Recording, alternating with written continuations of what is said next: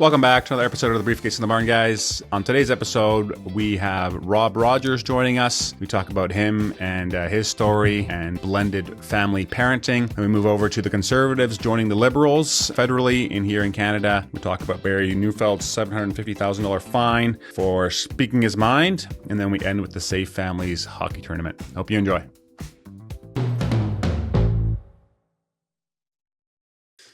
Welcome back to another episode of the Briefcase in the Barn, a series of the Furious and Curious show. Actually, I should rephrase that. I say now.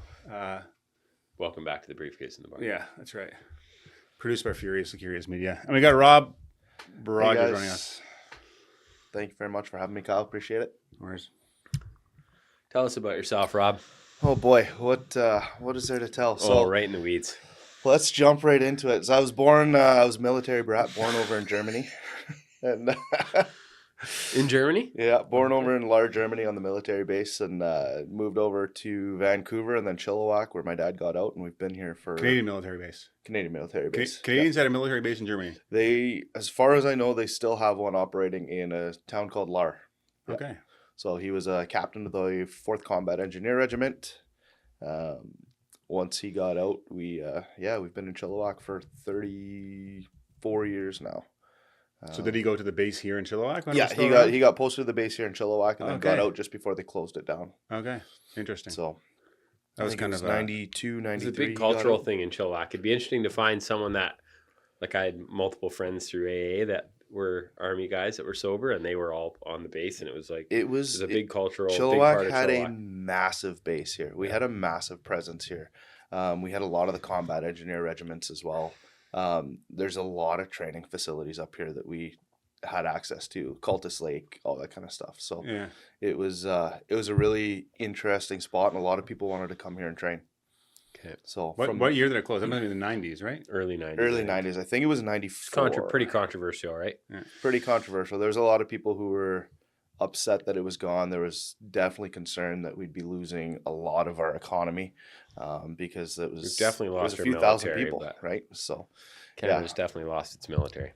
Definitely lost the military. There's very little funding now. We just sent 400 more armored vehicles to Ukraine today or something. Okay. Last couple of days, so they have money to send to their military. They're getting nuked over there. Eh? They're getting decimated. So, were your parents together? Yes, parents were together. They've been together since 1985. I came along in 1986, so they're 41 years married now. Going into their 41st year. And I'm going to say something insulting and funny. Absolutely.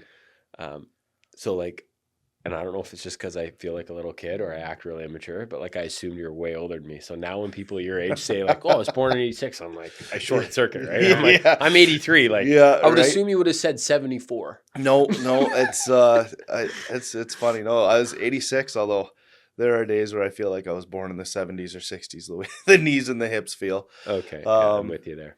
So yeah, I grew up mostly in Chilliwack. Played a lot of hockey out here. Got a lot of really cool opportunities through hockey. Traveled to Europe playing hockey. Did you play junior? I did not end up playing junior. I fractured my pelvic bone and broke my hips in my last game of bantam. Okay. And that was it. That was career done. And then I had to figure out what I was going to do because my entire life I was going to play hockey. That was it. Okay. That was my plan. Go play hockey and make millions of dollars and had zero backup plan. Yeah. Which would be pretty typical so how old would for you most have been athletes. when you had the injury? What's that? How old would you have been when you had the injury? I was 15. Oh, okay. Yeah. Very young. Real young. And it took me out for an entire year. Did your parents truck you all over the world to everywhere. play hockey? Okay, everywhere. They took me Did you have siblings? I do. I have 2 brothers and 2 sisters. Did they all get to play sports too, or you were the chosen one? My parents made sure that we all did something. So most of my siblings were along the sports and athletics side. I have 2 brothers that play baseball. I have a sister that played a lot of soccer. But we had one sister who decided that sports weren't for her, and she got into acting and did Chilliwack School of Performing Arts when it first opened up here, and that was also a big commitment. So I'm not sure how they did it with 5 of us, but they made sure we all had something to do. Crazy. Yeah. Right. And your parents Christians growing up? Yes, we attended Sardis Community Church. Oh, wow. Yeah. Okay. What's your last name again, sorry? Rogers. Rogers. Very English, not very Mennonite. So the Mennonite background we are Polish on my dad's mom's side. So we came over from, she came over from the Prussia area during the war when she was a child. Okay. Moved to Saskatchewan and grew up farming there. And you said you got married very young the first time. Yeah, so I got married the first time I was 21. It was one of those things where it was supposed to be the next step. You know, we'd been together for a few years, and it was just, that was the next step. It was a mistake. We didn't explore it. We didn't have any Were you worried about getting married?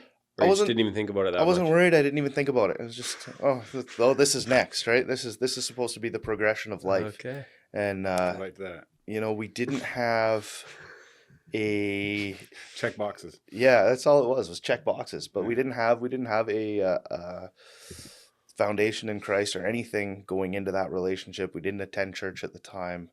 I had actually struggled with religion and going to church, and then we just grew apart. I went up to visit a friend, and I came home, and she told me she'd found somewhere to live, and it was a complete blindside slap upside the face. And okay, so at that point, you still thought you were okay. You had a little kid together. Still thought we were okay. We didn't argue. We had a kid together. Liam was he was about 1.5 years, and you know, there was no fighting. Man. There was no arguing. It was just, what would you say led to the breakdown of that marriage? How would you describe it? We didn't understand how to treat each other, love each other, and trust each other in a relationship. We were young kids, and we thought, you know, for me, I thought, you know, if I do the dishes and I help make dinner and I help feed the kid, well, I'm helping. I didn't actually talk to her about what her needs were, what she wanted, what she needed from me. Fascinating. And vice versa. She didn't do the same thing for me, right? So there was a lot of just drifting down different paths.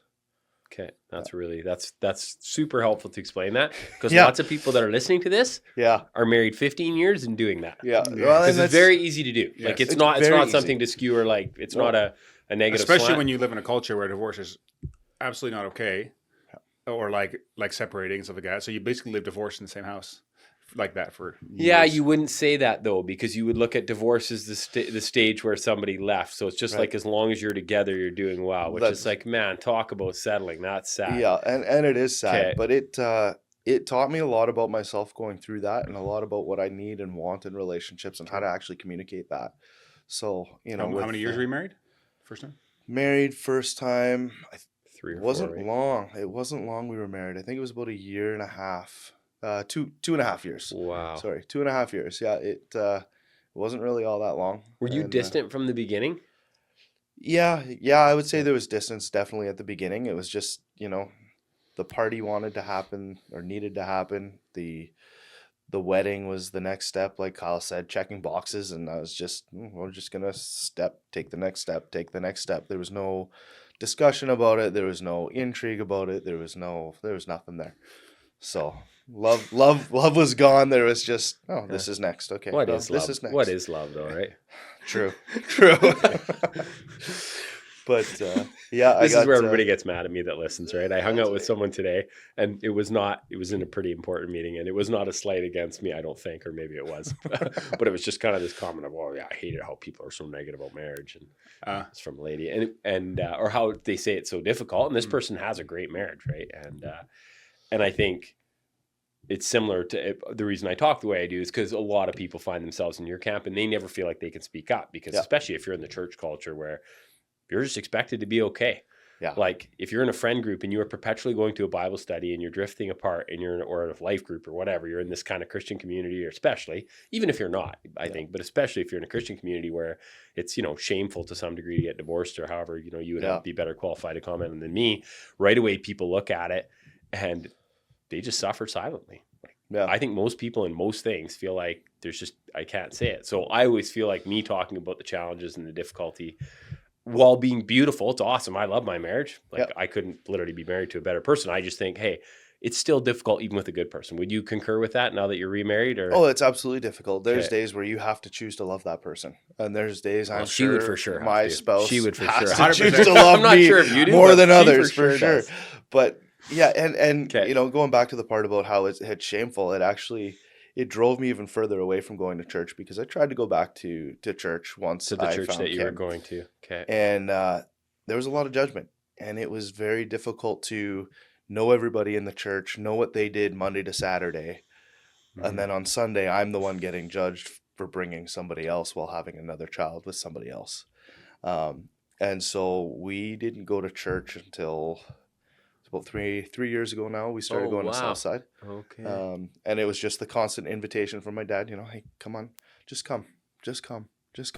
Hey guys, just 60 seconds here for a quick shout out. I want to talk to you about my buddy Rhett Dolhan. I work with him at MDT Sporting Goods and is the main video editor there and videographer for MDT and has made amazing videos over the years. I really enjoyed working with him. And I also work with him on the Briefcase in the Barn. He was the editor for the first 20, 30 episodes and it's just a super talented guy. And he also does wedding videos now. And so for a very good price, you can book him for this summer. And so if you know someone that is getting married, would you please pause the podcast a second and just text them Rhett's website and let them know that that's an option for them. He's booking to the summer. Things book up quick. So that's RHETTDOLHAN.com. RhettDolhan.com. So RHETTDOLHAN.com. Great guy, booking right now for weddings in the summer, very talented, and I can definitely vouch for him. So if you're interested in that, please reach out to him, and let's get back to the show.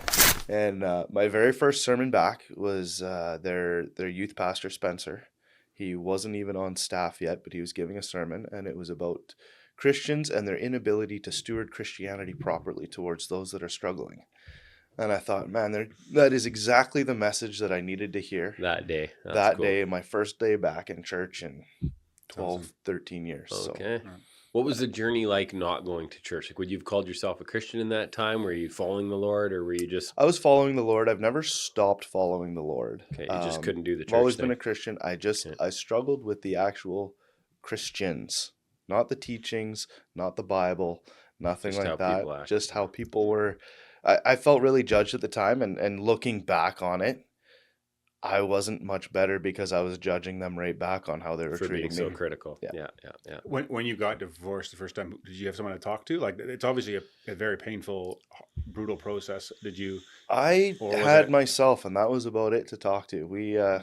I tried to go to a counselor, and I went by myself, and I went one time with my ex-wife. And the counselor looked at me and says, well, I don't think I need to see you anymore, but I'd like to see your spouse. And I said, oh, okay, well, I guess I'm fine. And so I just dealt with things. Fine. Yeah, right. Oh, I'm fine. Great. And in a typical male response, somebody tells me I'm fine. And it's like, okay, good. I'm good to go. I guess I just got to suck it up and bury it and I'll be okay. And it was a good couple of years where, I was out late, going to the bars and pubs and doing that kind of stuff. And how long was it till you got together with Kim? It was about 3 years or so. Yeah. And I had known her since I was 18. I started coaching minor hockey at 18. Okay. And I actually coached her younger brother way back when. So we kind of knew who each other were. And I ran into her brother going to the gym one afternoon, and I happened to needed a guy for my men's rec team. I said, hey, why don't you come on out? So he did. And this was about a year after my divorce. So he came out and he brought his mom and his sister, and I started talking to Kim again, and we actually hung out and became friends for about a year and a half to almost 2 years before we even thought about dating each other. I understood at the time I had a kid, I had a divorce, I had an ex-wife, I had all this baggage, and so I knew I wanted to date her. I knew she was the person that I wanted to be with, but she wasn't ready. You were able to proceed. With caution. Yeah, that's right. I was able to proceed with caution. So we hung out as friends for a good year and a half to 2 years. Most people can't do that, for the record. And I understand that, and I know it's very weird, especially with a male and a female trying to have a best friend as someone of the opposite gender, sex, whatever you want to call it. Doesn't happen. Don't worry, there are only two, Kyle. It's okay. Short-circuited. Twitch. It's only two. I says, pardon? So on that note, you put a note in here in the show notes, Gary, how to parent when you're separated or divorced. So you have real experience with that. That's a tough one. We actually fought more once we were divorced than we ever did together. And a lot of that is a feeling of I was just a paycheck for her. This is your perspective. This is my perspective. Yeah. This is my perspective. Okay. She's not here to defend herself. She's not here to defend herself. This is my perspective. You know, my money wasn't necessarily going towards the needs of my child and that kind of stuff. So we didn't really co-parent very well in a divorce. You never have? Never have. Oh, that's sad. No. Okay. It'll be 4 years this Mother's Day. Liam has decided to live with us full time. And how old is he now? He is turning 17 in July. Okay, tough. So that would have been tough for her back when he was 13. Would have been tough. And it happened on a Mother's Day at the baseball field, and a bunch of people where he made that decision. Oh, wow. It was one of those things. So the co-parenting didn't go very well. Kim also comes from a broken family, so she had a really good insight into how I needed to proceed in terms of parenting Liam from my side. But she hadn't been married before herself? But she hadn't been married before herself. So we each brought two very different aspects to our relationship. And so it was one of those things where I have never wanted to push Liam to make a choice over me or his mom. That's not fair to do. How did you keep the fighting out of his ears and perspective? How were you able to take the high road, or in hindsight, would you say, man, I probably skewered her a bit hard? Would like to say I took the high road. There weren't too many times where I would fight back and yell back. Most of the times I did my words over text or email. Most of that was to protect myself in case it ever went to court. Did it never? Did you guys kind of mediate your way through most of it or communicate through it? Yes, we did manage to. We went to court the very first time and sat down with a mediator and lawyers to create our very first agreement. And then after that, we did manage to keep it out of court. It was a couple times where lawyers were involved and things got a little more intense and a little closer to going to court than normal. But no, we didn't end up having to go to court. Okay. The reason I put it in the notes is because I guess there again, you have a very unique perspective because you actually have walked it. That difficult journey, obviously from your perspective. And it's fascinating because I walk alongside a lot of people that are struggling in their marriages, and recently people that have been separated and you know, not sure where they're at in their marriage probably, but definitely like separate parenting, separate houses. And I've been in lots of seasons like that with different guys. And something that I found fascinating in this last round, just listening to the guy talk at length and the woman, but in this case, like hearing his heart and his inability, sharing some things similar to what you've said. But I just think it fascinating how when you separate, you almost need to learn how to communicate even. Like at that point, you're finally forced to communicate because like when you're in your house together, you can be those, we talked earlier in the podcast about the ships passing and parenting and just it's all about the parenting, or you could just kind of like, oh, you're picking up the slack because I'm failing, or you're picking up the slack because I'm too angry. So you got to deal with this kid because I'm unhinged, or however the case might be in different homes. When you're separate, first of all, you're on all the time when they're in your home. You have no break. It's just you, right? Which you would have had in the early years with the little guy. And then I think even just like all the things that you're supposed to do in a marriage, like that was my revelation. All the things that you should have done in a marriage, which you've kind of even alluded to, is like communicate, dig in. Yes. All of a sudden, you're basically forced to do because now it's like, man, if you don't do it well enough, now there again, you can do it pretty poorly and still probably get like, you know, mediate and get, but otherwise you end up in court. Absolutely. And so most people, they carry on that trajectory that they had in their marriage. The bitterness creeps in. They're unwilling to see the other person's perspective, which we all guilty of that, even if we are married. But it's just like, man, when you're separated and maybe in a divorce, it's just like, I just had this weird, listening to this guy talk, I'm like, okay, you basically now are going to go get the help that you should have been desperate to get 4, 5, 6, 7 years ago to realize that, hey, the wheels are falling off the bus. She's telling you this isn't working. You're saying it's working for me, you know? And so you could be either shoe, it could be on the guy's foot or the woman's foot, that perspective. And obviously in your case, it was very short and she's gone and happened when you're really young. So it'll probably happen quicker when you're younger, probably happen quicker when there's less kids, maybe, I don't know. And less complicated for sure. I remember when I was separated from Nicole, all the different times, I was definitely way more intentional with the boys when it was just me on them. Like I started like taking way more time to get to know them and spend time with them and play with them than when we were both home, because it was like when we were both home, she was doing it, or I kind of maybe assumed more responsibility on her part back then. I'm not really sure what it was, but I knew when it was just me, it was just you were the only parent that was going to give them easier. attention. It was just like well, like Gary said, you are the only one. You're on all the time at that point. Yeah. Right. You have to be, because if you're not, who knows what the kids are getting up to. That's right. Yeah. Right. And for me, there was a sense of guilt as well. I'd be like, I've put them in this position, so now I better double down and work hard. I think it's interesting too. I grew up in a culture where for sure there was shame in divorce. I mean, obviously, my parents were together, but I saw couples that got divorced and you could just feel the judgment of people. Even I wasn't taught to be judgmental about it. There was just judgment. It was like nobody's doing it. In our church, it was very rare. A handful of people had been divorced.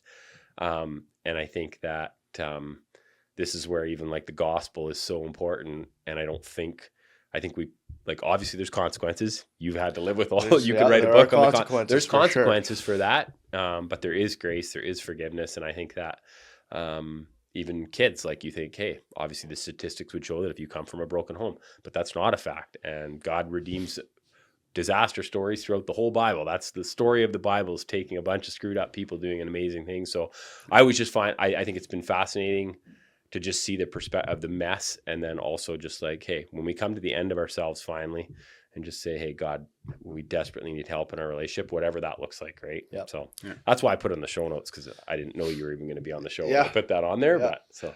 No, and it's, it is, it's not an easy thing to go through for sure, but it is interesting how, I think in my case, God kind of slapped me upside the head with the going back to church finally. And that's the first sermon there. And it's just like, we've been going ever since. And then last October, Liam and I got baptized together at Southside. So that was a lot of fun. That was interesting. Yeah.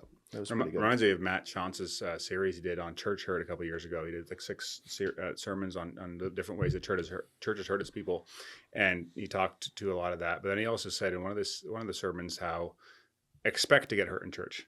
Yeah, because you're with a whole bunch of sinners, and you've hurt people, and so not to like assume this place is a place where you're always going to have like everything's going to go well. It's probably going to be messy and hard, like a family is.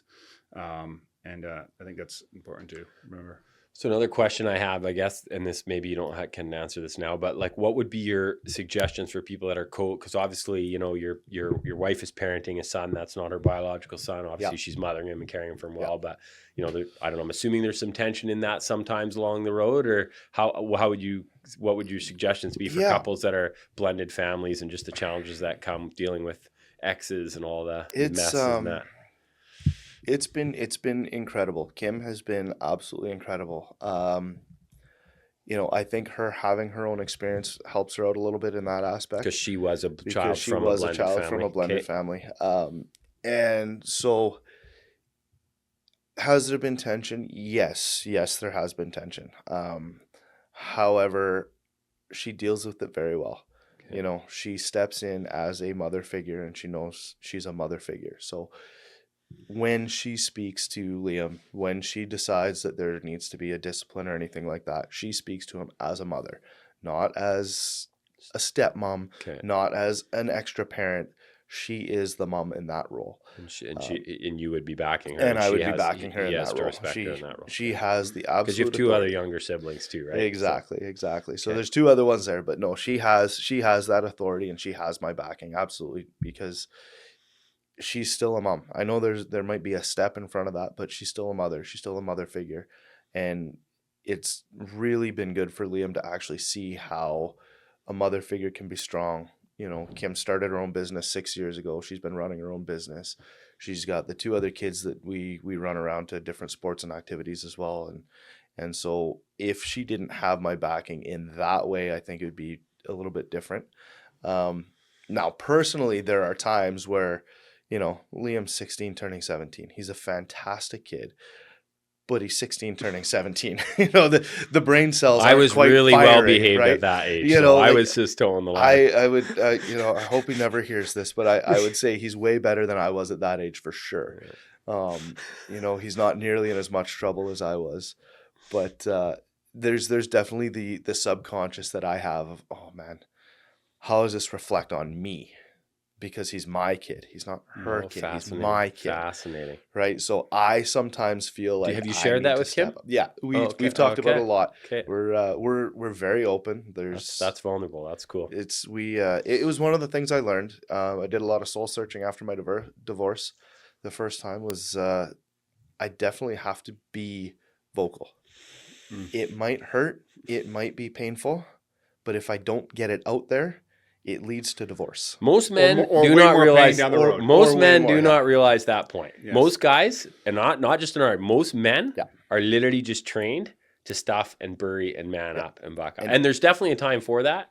Yeah, But most absolutely. men do not vocalize their fears, their concerns, because they feel like it will be used against them later, or they will be. Yeah. It's just some level of vulnerability could lead to them being smashed with whatever they disclose, right? So it's pretty interesting you would say that. And I do think it's a bit of our culture these days is, you don't have, your spouse isn't necessarily your partner. Your spouse should be the person that you can go to in those times of weakness when you need to be vulnerable. And a lot of that now is, it's used in arguments 3 years down the road. How many memes, how many jokes do you see of, oh, my wife can't remember what I told her yesterday, but she remembers what I said 3 years ago at 11:52 a.m. in an argument, right? So it's one of those things You've where, had that before? no, Kim remembers everything, unfortunately. So it doesn't matter. That's cute. But it is. I think one it of goes those both things. ways. I think Yeah. either spouse can yeah. really use stuff that they have Yes. heard in the past and beat their partner Yeah. over the head with it. It's It's, really I nasty. think there's a lot of people going into marriage that have never been vulnerable with somebody before Yes. and being open. And so to then all of a sudden start doing it with someone is not really going to work. I think a lot of the problems stem from before it even gets there. And I'll tell Absolutely. you, I had a meeting in the last week with somebody who's struggling with pornography. Back to talking about pornography, Kyle, sorry, but it just made me think of it. People think the minute they get married, they won't struggle with pornography anymore. Did you think that? I knew enough about it that's what I was told that wouldn't be the case. I would still struggle with it. So I knew. Okay. But yeah, it is Definitely a lot of Christians are just like, they're in this journey, and obviously have people land in all different areas on you know, how they view it. But it's just like, it's fascinating that the people just keep it a secret because they assume that if they don't struggle with it anymore, they don't have to talk about it. That's right, yeah. Well, you're definitely not fully known by your spouse if there's chunks of collateral damage to stuff like that. So What about your work world?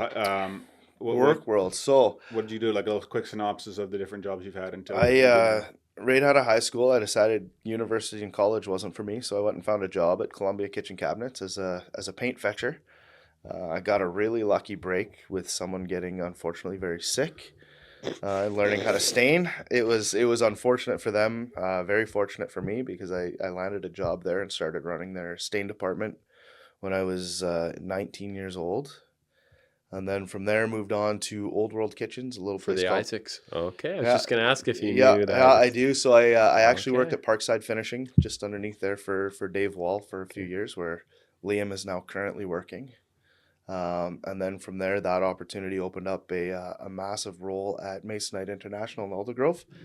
I got asked to come start their paint line project. So I did project management with no experience. It was a fly by the seat of your pants and figure it out. And I was at Masonite for 10 years as the operational supervisor of their paint line, specials line, CNC line. I helped them start up their fiberglass line as well. I ran their steel fabrication line and their bulk lines for a little while. Then after that, I went to BC Transit and was their facility maintenance manager. And then COVID hit. And are you actually handy, or are you just a dictator?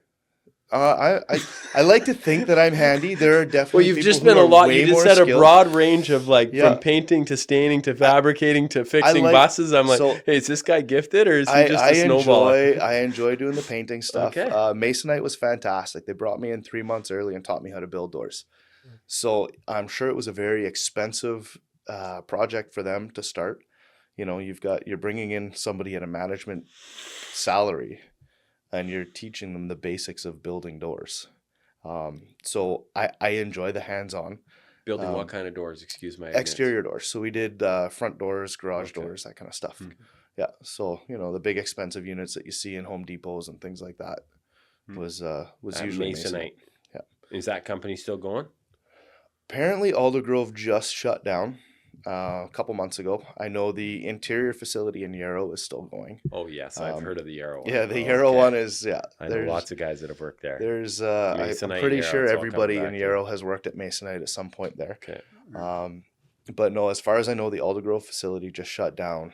They just Masonite's they're a U.S. company, so couldn't. Challenging times. Challenging. When did you quit there? That was so what is it now? It's 2026. So that was 2019. And then I went to First Transit as their facilities operation manager. It was a brand new role, and that was challenging in itself. They had no job description, no anything there. So it was all being developed by myself at that point. And then COVID hit, and I lost my employment there. And took 6 or 7 months off. And Did you get severance then? yes, I did. I got severance. Yeah, and it was a good enough package that I wasn't going to go back after them later. So Okay. I'd been there for 7 months, and they paid almost the entire 7 months. Oh wow. Yeah. So That's unheard of. it was very unheard of, and Good for you. Whatever. you know what? So what did you do after move on. that?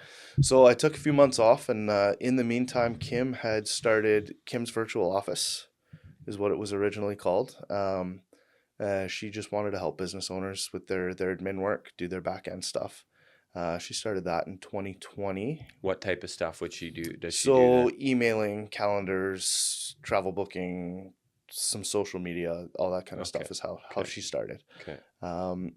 And once I lost my employment at BC Transit, we decided, well, might as well try and make it a go. So I started working with her and doing the same thing. And we started getting pretty busy. And now I'm trying to maneuver my portion of the business into helping small businesses with their structure. Because there's a lot of guys who are really, really good at what they do. They're not really, really good at structuring their business, so they can't develop past, hiring 2 or 3 more guys, where they might have a business where they could actually explode and create something incredible, but they don't have the structure, they don't have people in place, they don't have anything like that. So that's where I'm pointing my portion of the business now. Have you done a bit of that? Yes. Okay. Yeah. How's that gone? It's gone really well. Okay. It's gone really well. I enjoy it. I enjoy getting my hands on and digging into the challenges and the problems that people face. And then that light bulb moment when they realize that. So what would be an example of this? Like give an example of a business you're going into and what kind of stuff. Or what that would look like. Yeah. So there was a towing company I was helping out in Hope for a little while. They were struggling. They were doing well, or what they thought was well. Their accountant actually brought me in, and they were making X amount of dollars, but they weren't actually netting that amount of dollars, and so there was some leakage somewhere. So I was in there for about a week, just interviewing, talking to people, seeing what the issues were that operators faced, what the issues were that management faced, what owners faced. Go through all that, break it down, and then basically create a roadmap forward of where the leaking is starting to happen and how we can plug that. Okay. So and how would you charge for something like that? So it's I try to get it done in 3 months. Okay. So it's usually a 3-month contract. Okay. So just whatever a 3-month contract. Yeah. So it really depends. It really depends on how much work needs to be done. Now there's a lot of people that just need a little bit of structure, and it's not that expensive. But there's a lot of people that need everything set up. Yeah, their entire structure. They've gone out and all they just want to be on the tools, and so there's no invoicing. Would it be a lot of sole proprietors, or not that small? It'd be more people that have a couple employees already. Not really sole proprietor. Not really the sole props, but definitely once they start getting 2 to 3 employees, they start to struggle. That's where the structure starts falling apart, because now they have a couple people that they need to pay.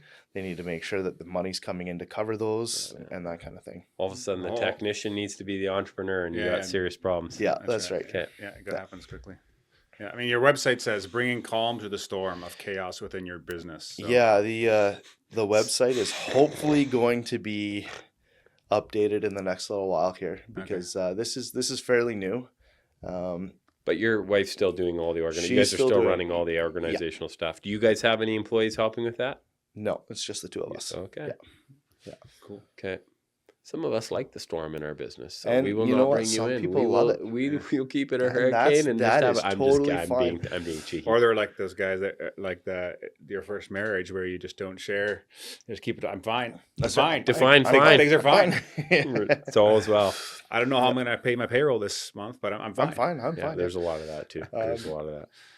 You Very hard, right? To if you have nobody and that's actually what's interesting about your role. Now, most people would say, hey, the last thing I could afford to do is pay a bunch of money out. Correct. But And history would show us that is absolutely what's needed. And that is, you'll probably save money. You will make the money back, but you would have to follow all the steps. I have quite a few people that get me involved in their business, and then it'll be like, I'll get into the weeds with them a bit. And then very quickly they realize that they have to make some changes, maybe one or two that they weren't prepared to make, and then we're dead in the water. Yeah. I mean, you have to follow all of it or none of it. Yeah, like if they listen to 50% of what you said, that's exactly pretty correct. hard to judge your success based on doing a 50% of what you've kind of suggested. Right? No, that's exactly it. That's why the coaching approach that I was trained in and I use is that I don't rarely actually tell guys what to do. You just ask them enough questions that they eventually they realize where they want to go. What that to do, would be ideal. And because when it comes from within a decision, like, and they actually believe it, then that's when it lasts. But if it comes from my idea, then eventually they start getting resentful because they're like, well, this is no fun or whatever it is. And you're asking me to do this. Yeah. And so that's where for me, I like the hands-on aspect of actually going in and helping for the first little while. But you like your approach. You even said that company, first thing you did was start asking questions, and that's the biggest thing. You have to actually figure out where the pain points are, where the sticking is, because if you don't, what's the point? Well, and it could be wrong. The guy who runs the show and cuts the checks may be totally mistaken about actually what the issue is. Well, and there usually is a disconnect because there's not many employees who want to go to their boss and tell them everything that's wrong. That's right. Right? Because if I'm constantly bringing things to the boss is going to think I'm the problem. That's right. It's like, oh, I don't really want to do that. That's right. So whereas a third party comes in and, I'll sit down with them for an hour, and the amount of information I get and go to the owner and be like, okay, so this is what I heard from your employees. I've never heard that before. It's like, oh, you might have, you just didn't want to, you're right, you might not have. But this is what is actually happening in your business right now. Actually, that reminds me. I heard Jeff Bezos say one time that when he's in a meeting and everyone has to give their opinion, they always start with the lowest rank to give their opinion first, and never because otherwise nobody will dare to give an opinion after the smartest guy in the room, or allegedly the most important guy would share. My dad always told me that. He goes like, if you're in a room and people need to ask your opinion, be the last one. Be the last one to give your opinion or your decision. Listen to everyone first. And I need to take that advice. Well, it's really hard, right? But that actually gives people an opportunity to say something, right? Yeah, no, and that's the big thing where a lot of businesses try and run from the top down, and they need to understand they actually need to go from the bottom up. The guys on the floor are the ones that are actually going to run your business for you. You just have to make sure they have the tools to do it. Yeah, that's right. That's right. Yeah. Okay, shifting gears. MP Matt Generox leaves Conservatives to join Liberals, citing national unity crisis. I've seen you put this on a guy in your story of Mark Carney curling his this guy over the foul line. Yeah, that was from. It's actually a really funny Facebook page. What is it? Chilliwack Real News or something? It's a parody account. Yeah. So I think they have 169 seats now, which is exactly how many they had when the election ended, because there was a few people that stepped down, right? Christopher Freeland and I believe so, a few other guys that stepped down. So I don't even know how significant this is, because I was wondering if they actually had a majority now, but they don't. They're still a bunch of seats away from a majority. They can't be that many. They're as many now away as they when the election happened. Okay, has there been that many by-elections? That many people are stepping down. Okay. Yeah. So I'm assuming if those seats get filled, I'm assuming there's a bunch of seats that haven't been filled yet then, but... Yeah. So it shows Mark Carney pushing this guy curling, and it says, is of course, it's a play. With the finger, like the Canadian. Yeah, that's why, right? Cheating. It says new camera angle shows Mark Carney crossed foul line when pushing MP across the floor. It's a great play. I'll send it to you. It's a great play on a whole bunch of different things that are going on in the Canadian news. Also, I never put it on the chat, but there's a lot of outbreak of violence in Puerto Vallarta, Mexico, across Mexico, actually, not just there. Yeah. Simply because one of the kingpins got taken out and whacked on the weekend, and within hours or within a day, these guys are like lighting Costco on fire. And of course, I've talked to multiple people in the last few days that have trips planned and they're anxious and they'll get over it. They'll get over it. Yeah, I'm sure they will. I would say it's a first world problem, but that one's actually well, I don't even. Is Mexico a third world country? Yeah, I would say yes. My family in Holland comes to Canada. They say they think this is a second world country. They're like, that's the pretentiousness of Europeans, right? When they come, they think they're so civilized because their country is 400, 500, 600 years older than ours. No, it's more just how clean everything is and like state of the art stuff like that. Like when you walk into when you walk into a hospital in Holland versus a hospital here, there's a stark difference. But here you don't pay. You pay for it with your taxes, and there you'd probably have to pay for it extra, right? They have half private, half public. Yeah, so we should have a 2-tier system too. Ideally. Also, sorry, now I'm really rabbit trailing, but I'm thinking of your friends, buddies with Trevor. And Trevor and another of other people were very upset with me about the calendar thing. They did not agree with my take on the calendar. Oh, hilarious. So now I feel like I need to make some smart ass type of Christmas calendar and give it to people, right? They just don't like having like clear No. The calendar of like the physical calendars when Marie and I were saying, hey, like knock this off as a gift idea at Christmas. The physical calendar. How do you feel about that? Getting a calendar? Getting a calendar from people? Do you appreciate it? Do you put up one more calendar? You let people say they liked getting the calendar? Yes. We actually put them up in the house. We go. I could not believe I was getting yelled at in the traffic lineup at school by people saying how they disagreed with my take on calendars. I'm like, okay. No, we have 3 or 4 calendars hanging up around the house right now. That's hilarious. Yeah. Okay. Well, for those of you that love them, keep them up. Businesses, keep bringing them out. They will repeatedly hit my trash can, but save them and give them to other people. I want to talk about Barry Neufeld. He got fined $750,000 by the BC Rights Tribunal. Yeah. So this is, I'll read a little piece here. Read quite a bit of it. From the National Post article. Yeah. So that the title of the article that explains this, and Barry Neufeld is a local school trustee of the local school board here in Chilliwack, for anybody that's listening. And the Canadians were being punished by the state for not believing in gender ideology is the title of the article from the National Post. So the tribunal wrote that the former school trustee's mistake was twofold. Okay, this is what he did. This is why he got fined $750,000. First, he had stated that separating gender identity from assigned biological sex is a fiction and an ideology to be opposed. That was one. Okay. Second, he had advocated the view that, quote, teaching children about sexual orientation and gender identity and or affirming their LGBTQ identities harms them and primes them for abuse. So that's what they got him for. They're wrong on both accounts. Very. Both of these were defined by the tribunal as the denial of trans identities and trans I can't read that word. The 143-page decision singled out a comment of Neufeld's in which he had called for, I quote, educators to stop affirming the gender identities of students. That's what they singled out. This was in reference to a mandatory BC policy of affirming the trans identities of students, regardless of age, and concealing that information from parents upon request. The BC. You should hear everything you're reading. Do you hear everything you're reading, this last part?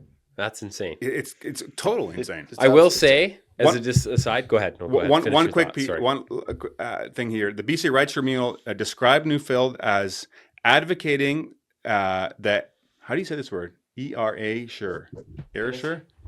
Oh, erasure. Erasure? Oh, yeah. I've never seen that word.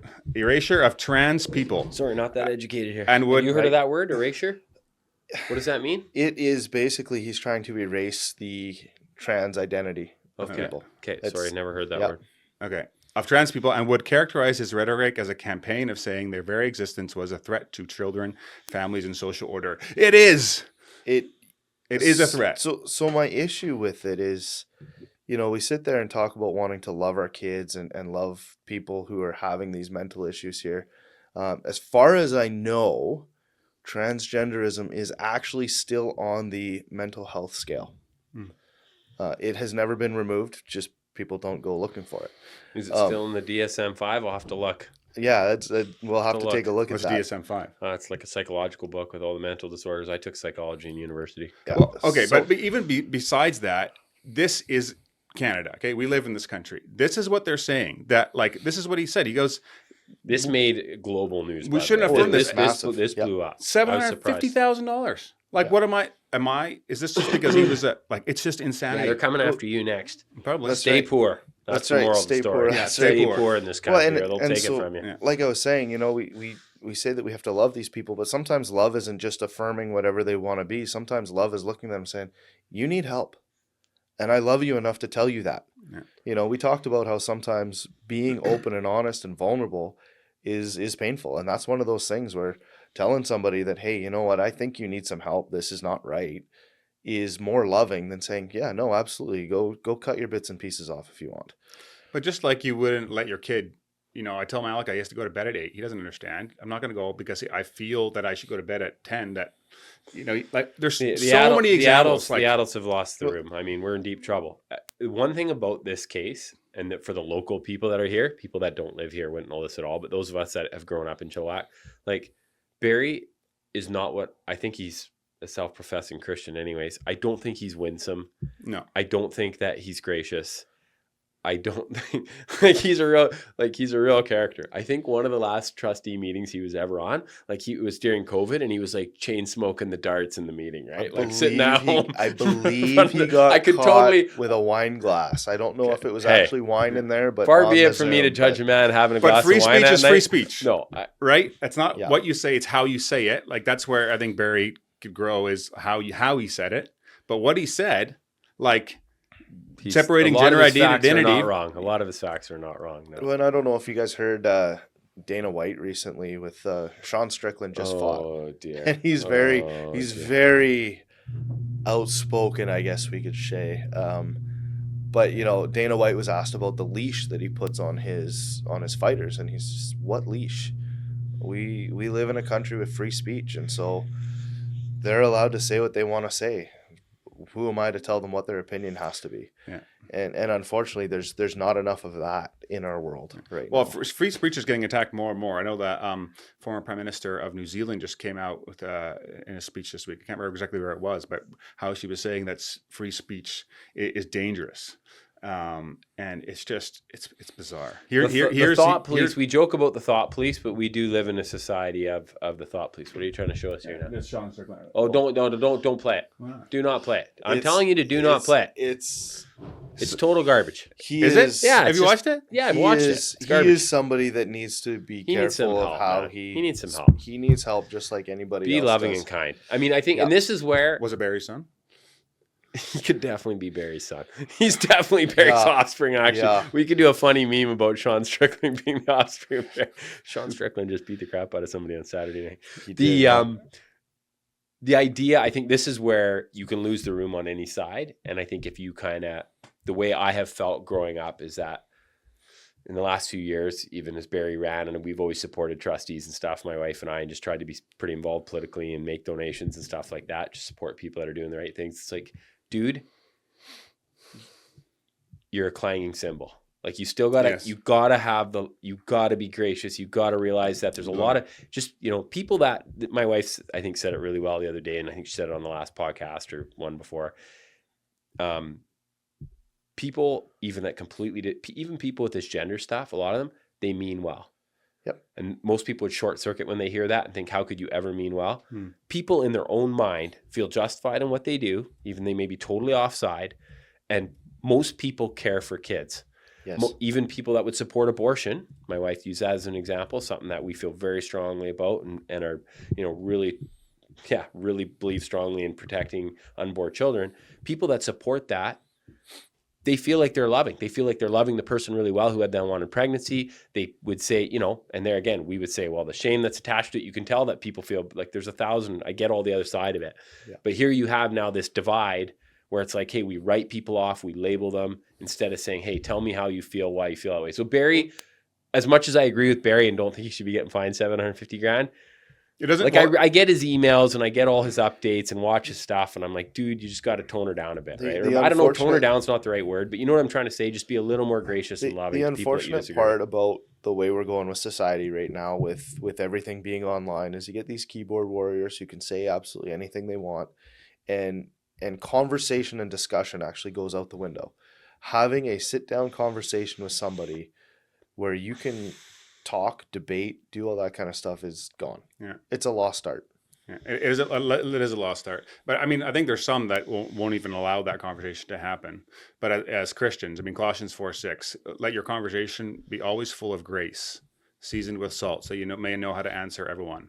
Romans 12:18, if it is possible, as far as it depends on you, live at peace with everyone. That's one of Freedom Sessions, the main verses in Freedom Sessions. Yeah. As far as it depends on you, live at peace with everyone. That's right. Now, Martin Luther would say, never sacrifice truth on the altar of peace, which is really easy for Christians to do as well, where there's like, well, because I have to be peaceful and loving, they don't actually speak the truth anymore. But you can speak. No, but you can speak truth and still love your enemies. Exactly. And how do you love your enemies? Gently. What does that mean? That's right. It's difficult. It is. But that's where I think the difference is, right? Because it's really easy to be. I mean, the Pharisees were really good at saying what you should do right and wrong, but they were a bunch of judgmental losers. Yeah. So. Yeah, it is hard, but it's just wild. I mean, this is Canada. It's just like, yeah. Hopefully, I don't know. That has made. I mean, he has no money either, though, right? Barry? He has. I think his GoFundMe's really taken off now. That's national. Shared news. a million times, right? Yeah, my parents were even saying that was in the Dutch, Reformed newspaper, even. Oh wow! Rob's like, oh man, please hope I never get in that newspaper. Right, that wouldn't be a good one to be in for sure. Oh, you're very well supported. Practically, very well cared for. Yes. Yeah. In the Dutch community, right, Kyle? Freeze your meal. Freeze a meal? Yeah. When someone dies? No, I'm just saying in general, right? Yeah. They care for people really well. I've seen it. I've seen practically, it. physically, physically. Running the Battle of the Churches tournament, I've definitely seen it. I would say 90% of our support is from the Dutch community out here in Chilliwack. Okay. Do you not self-identify as Dutch yet? We're close, but no, not quite. Not quite. Okay. I think it's a great note to end on Safe Families. So Safe Families is a phenomenal organization. I love it so much. And our buddy Trevor, who's been on the podcast here before, he started a hockey tournament, which happens every summer, to raise money for this organization. I think last year you guys raised $100,000, but Rob here is the back end of that whole thing, getting it all set up. So as well, talk briefly about Safe Families, what the tournament is, when it is, how people so Safe Families, unreal organization. I got Kyle here to thank actually for making the introduction to Trevor. And not gonna lie, when I first sat down with Trevor, I thought this guy's absolutely insane. He wanted to raise $50,000 in his first year of this tournament, and we don't even have a plan. And we did. We hit $50K, and so the next year he said he wanted to raise $100K, and I thought, oh. That was last year, right? That was last year. Last year was year two, and you did, right? You went over $100K last year. We hit just under $100,000. Okay, and awesome. So he wanted to do 150 this year, and I've learned to just say, okay, yeah, let's do it. So this year we've had to expand the tournament. We've got 14 teams coming. We're splitting it into a non-competitive and a competitive division. Oh my word! I was very surprised at the level of hockey that came out through the churches. Way too good for me, that's for sure. Incredible hockey. We've had players. Lots of those guys need to spend more time reading the Bible and less time playing hockey. That's what I got out of it. That's right. But huge support from Langley through to. It's a battle. It's a really cool tournament because it's a battle of the churches, right? And it's not like it's not like the church league back when I was a kid in the 80s and 90s where there was a lot of drinking and a lot of fighting. That's right. There's no fighting allowed. You're done. You're never back. You're never back. This is all for charity. So I mean, obviously we do have penalties get called and you get fined for penalties. So you got to serve your time. Plus it's $10 every minute you get. So that goes into the pot there. Yeah, but every church puts in a team, right? So or some of the church. So some of the churches put in two. We've got a couple from Northview. We've got one from Village Church. We got a couple of Reformed churches. I'm not going to say too many names there, but we've got a lot of support, and they all have to be associated with the churches. So weird, man. This just got so weird. Yeah, I was like, what is happening? I can't say any names. Yeah, that's right. There's no drug use, and there's nothing bad, but they are playing hockey. But they are playing hockey. Yeah, that's right. 14 teams this year, August 13th to 15th, and it all culminates. 14 teams is the max. You've said that. 14 so not of them all are. They're not all filled yet. I think we have 12 of the 14. Oh wow! Yeah, and it's in August. Yeah, and it'll be in August with a full day on Saturday at the Chilliwack Coliseum. We'll have Bouncy Castle's face painting. We got a free family skate for. I'll bring my mechanical bull this year. That would be amazing. We'll throw that up there. Oh, I could. So you have to run it, Kyle. You'll also get sued if anybody gets hurt. The fire department will be there again this year. Yeah, it was really cool. It was really fun. It was a blast. Kids had a riot. I was absolutely shocked and amazed, and I leave in happy tears every year just by the amount of support that we see. I think we had over 500 people come through the doors last year. Mm-hmm. There's a barbecue out there for I think it's $10 for a hamburger and chips and pop, and then we'll have a coffee truck there again and. So on that note, about Safe another Families, too. if anybody wants to listen and learn about the organization, I interviewed Jen Gamachi that runs the local thing here, but they're all across Canada and the US as well. But it's episode 27 titled Foster Care, Family Breakdown, and the Power of Community. But it is, like, I'm not kidding when I say it's a good organization. Like, it's really cool what they do in preventing people from getting into foster care initially, and helping people when they don't have community, and just simple things. Like, one of the favorite stories is that someone volunteered, this is like a handyman guy, and he's like, can I help you guys? And they were like, we'll put you on the list. And then there was a single mom whose dishwasher broke. And instead of spending $300 and calling, they called Safe Families, and the guy came over and fixed the dishwasher and prayed for her, and went on his day really again. Blessed. And so all these little practical things and how we can help each other. It's super cool. Our house, and if you're in Chilliwack, our house has a freezer for meals for them, and the meals just come and go, and women stop by and fill it up, and people come and grab stuff all the time. Yeah. And there's hamburger in there. I have a pile of hamburger in there. If you want to come and make meals, you can just grab the hamburger. You don't even need to pay for it. It's supplied. Cool. And there's 1,000 other ways you get involved too. But pretty cool, sweet. Rob. Thanks. Are we doing anything else, or is that it for the podcast? Are we going? I think you're done. You're done. Oh, I was going to give maybe a local real estate update, I thought. No, Kyle does not care about. I get criticized. I get a lot of feedback from the podcast, right? No, absolutely. Because they're like, "Hey, where's the economic update?" There was no farming. There was no talk about everyone's favorite idle money. We haven't talked about the gold medal losing the Olympic hockey game. I think that one's a sore point for some of us still. Great hockey. Incredible hockey. Okay, I never watched the game. It was an incredible hockey game. It was good. Yeah. It was cool. I just recorded episode 2 of Hockey Theology, the new podcast, which hopefully I can get off the ground if I can get these two guys to commit. Good luck getting them dialed in. Theology. Yeah, it's David Booth and Noah Welsh. They're both NHL veterans. And so, I remember when Booth was playing for Florida and then Vancouver as well, yeah. So I was in a group chat with them, and they're always, one's an Arminian, one's a Calvinist. Okay. And so they're always going at each other. And I was like, this is a podcast right here. Like, this is amazing. But so I was talking to them, and they were, before the tournament started, they were talking about the Four Nations and the hockey there. And that was amazing hockey. Yeah. And they said that was probably like, that first game was probably some of the best hockey they've ever seen. And then they talked about how the Olympic ice being wider and longer, I think it is. How like this time it wasn't. It was shorter, weird. It was shorter and 197 wider feet and a tiny bit. It was really weird. And so it's supposed to be way wider. So Noah played when the NHL players couldn't make it. He played in the Olympics. That's okay. Wow. But he talks about how it being different defensively because the forwards can go wider and stuff. And so Abbotsford actually has an Olympic-sized rink, and even playing minor hocky in that, me too. The width was the fast players. They blew you. Oh yeah. They go whip around. Everything is completely off. Yeah. It was cool to hear their perspective on it though. So, anyways, thanks for listening, guys. Catch you next time. Peace. Hey guys, if you enjoyed that episode and were blessed by it, would you be willing to support the show? That would help a lot in creating more content, improving the quality of the content, putting the production value, getting more guests on, and me being able to spend more time and energy towards it. So if you're interested in doing that, you can click up here and it'll take you to a support page. But you can also subscribe to the podcast by clicking over here and doing that. Thanks again for listening, and I'll catch you on the next one.